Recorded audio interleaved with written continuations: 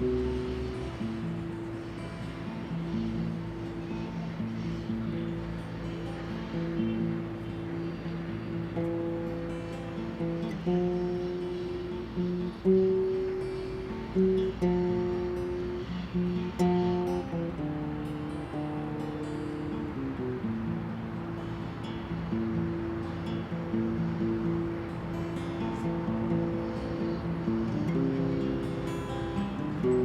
reality is right now homelessness is probably the number one issue for young people out there, and a lot of it is related to the lack of housing, but I think also a lack of a sense of belonging.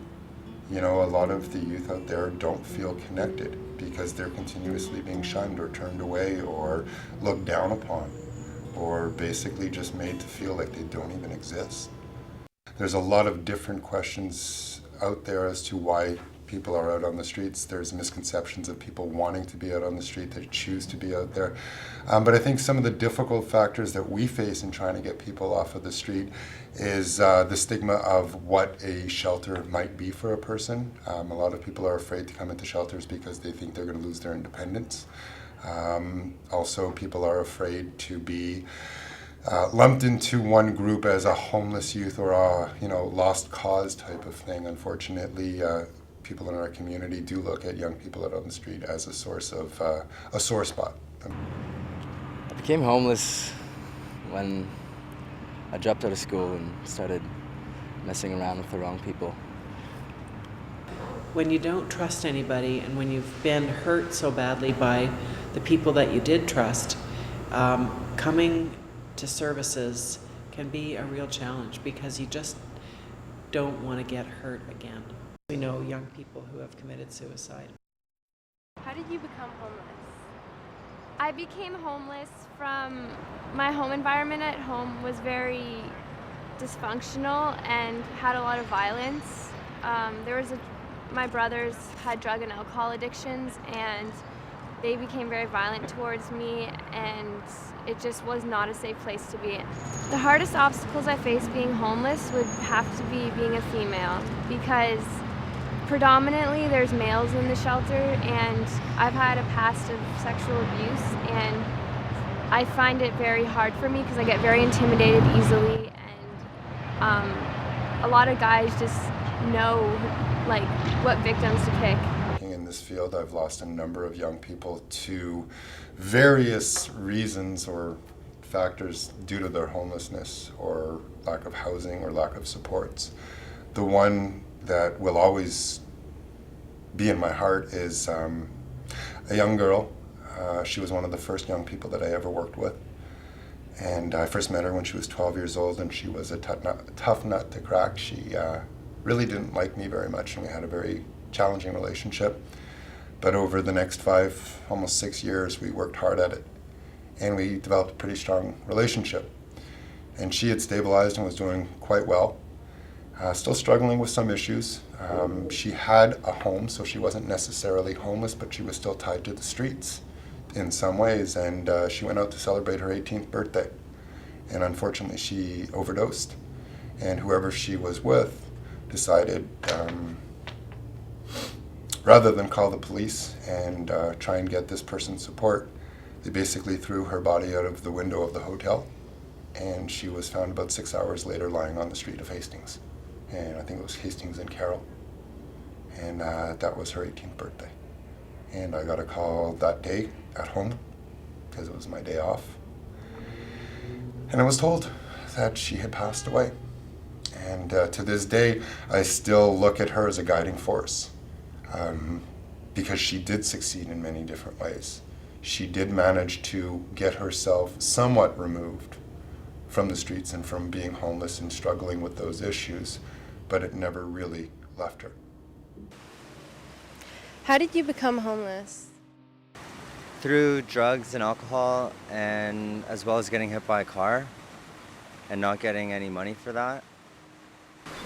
See right there, that's where it just snapped right out, like it came all the way around. Mom is a full-blown Christian, and I'm actually gay, so she doesn't really accept that. She's like, I'm apparently Satan to her, so she doesn't want to see me. which is whatever. I never really known her too much anyways, but I have a decent relationship with my brother. He's older by 2 years. My sister, she's older by 1 year. And as for my daughter, you know, it's just like, as soon as I start getting my shit together, then I could start working with her. But for me to be a good parent, I need to get stable. So right now, it's just not, I'm not in any shape to be doing that.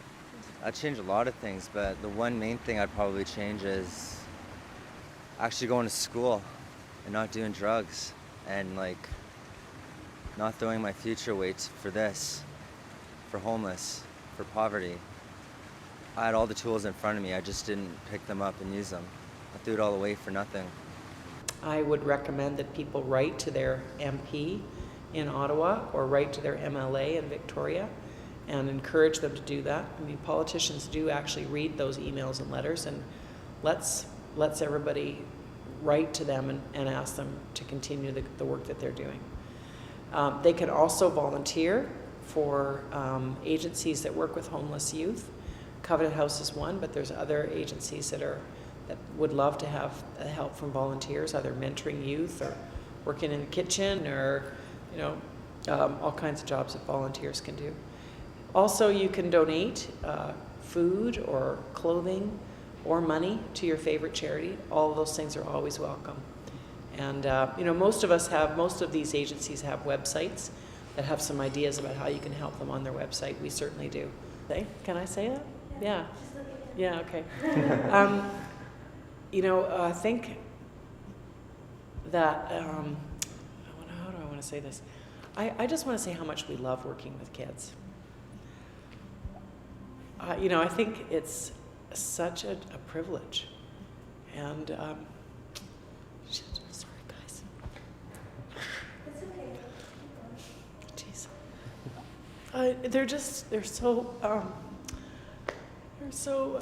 They're so courageous and interesting and smart and funny and sometimes really, really stubborn and but it's just such a joy, and we love working with kids. Squamish is pretty lacking in services. They have one shelter that's open in cold and wet weather situations, and everything else is there's a food bank. It's open once a month. Other than that, you're just on your own, which is why I came to Vancouver. I'd love to just have a normal life. White picket fence, 2.5 kids, and a dog. I don't wish for anything big or spectacular. Children. They're somebody's child. Somebody is missing this person. Somebody is concerned for them. And we do have an obligation to look out for one another. We're supposed to be an industrialized, democratic society in which we've developed a sense of kindness towards each other and a commitment to each other. Well, let's prove it. Let's help those who are right now not in a position to help themselves.